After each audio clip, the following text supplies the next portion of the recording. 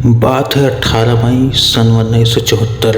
राजस्थान के थार रेगिस्तान में स्थित पोखरण। दोपहर का समय था, लगभग 3:45। अचानक धरती कांप उठी। रेगिस्तान की रेत आसमान की तरफ उछल गई। एक भयानक धमाका हुआ, लेकिन यह कोई साधारण धमाका नहीं था। यह वह पल था जब भारत ने दुनिया को चौंका दिया। उस दिन भारत ने अपना पहला परमाणु परीक्षण किया, जिसे नाम दिया गया स्माइलिंग बुद्ध। पूरी दुनिया हैरान थी। अमेरिका, ब्रिटेन, फ्रांस और कनाडा जैसे बड़े देश सोच रहे थे, भारत ने यह कैसे कर दिखाया। लेकिन यह तो सिर्फ शुरुआत थी। 24 साल बाद 11 मई सन 1998 को फिर से पोखरण की धरती हिली। इस बार 3 परमाणु धमाके एक साथ हुए और फिर 13 मई को 2 और धमाके किए गए।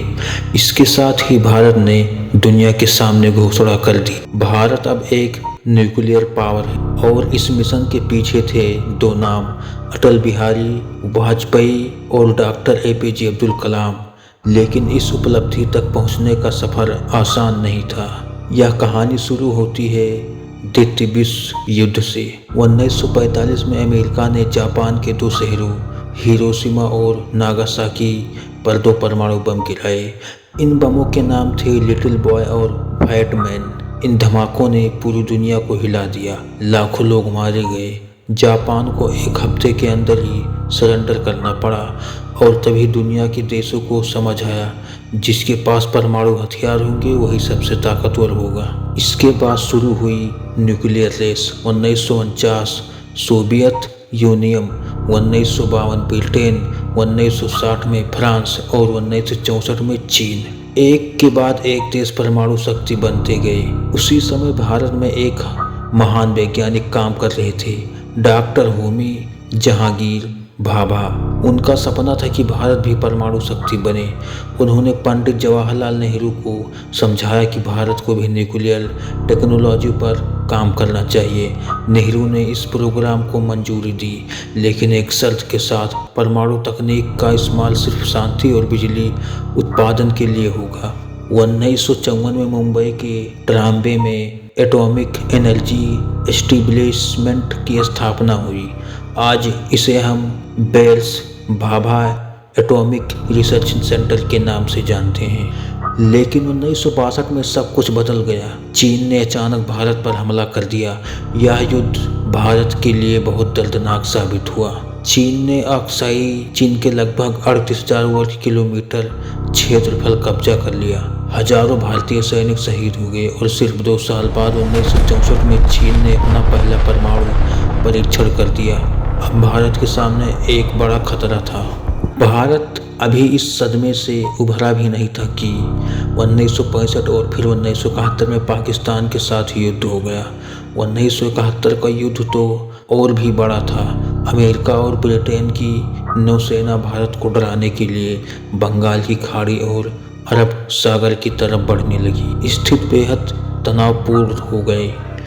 तभी भारत ने अपने मित्र देश सोवियत यूनियन से मदद मांगी और सोवियत नौसेना तुरंत भारत के समर्थन में आ गई।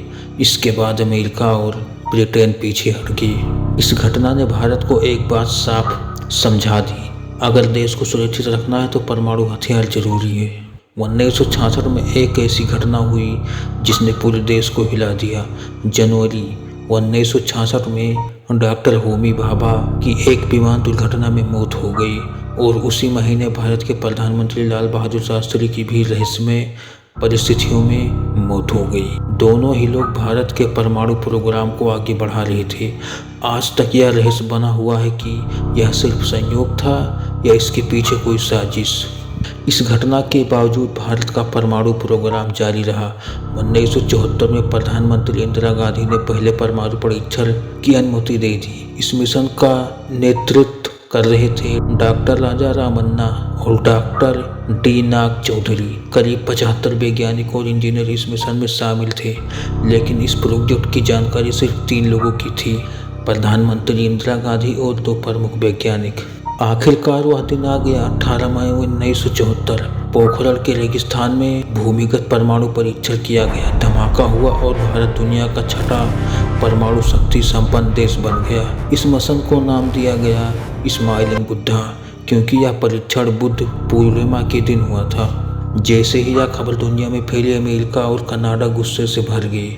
उन्होंने भारत पर कई प्रकार के टेक्नोलॉजी और न्यूक्लियर सप्लाई पर प्रतिबंध लगा दिए गए और बाद में बनाया NSG न्यूक्लियर सप्लायर ग्रुप, जिसका मकसद था भारत जैसे देशों को परमाणु तकनीक से दूर रखना। लेकिन भारत यही नहीं रुका। 1998 में प्रधानमंत्री बने अटल बिहारी वाजपेयी, उन्होंने वैज्ञानिक को आदेश दिया भारत को पूरी तरह न्यूक्लियर पावर बनाना है। इस मिशन का नेतृत्व कर रहे थे डॉक्टर APJ अब्दुल कलाम और डॉक्टर R चिदम्बरम। लेकिन सबसे बड़ी चुनौती थी CIA के सैटेलाइट्स से बचना। पोखरण में काम करने वाले वैज्ञानिक आर्मी के यूनिफॉर्म पहनते थे। वे एक दूसरे को कोड नामों से बुलाते थे।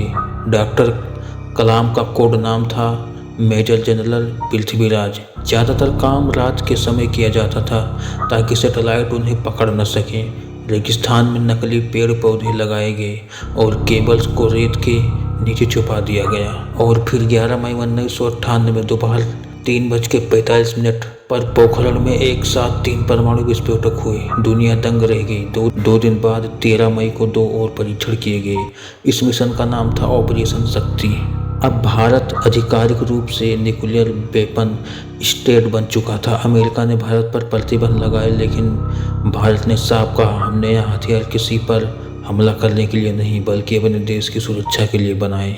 आज भारत की सबसे ताकतवर परमाणु शक्तियों में से एक है और यह संभव हुआ JRD टाटा, होमी भाभा, लाल बहादुर शास्त्री, इंदिरा गांधी, अटल बिहारी वाजपेयी और डॉक्टर APJ अब्दुल कलाम जैसे महान लोगों की वजह से। इन लोगों ने यह सुनिश्चित किया कि आने वाली पीढ़ियां सुरक्षित रहें।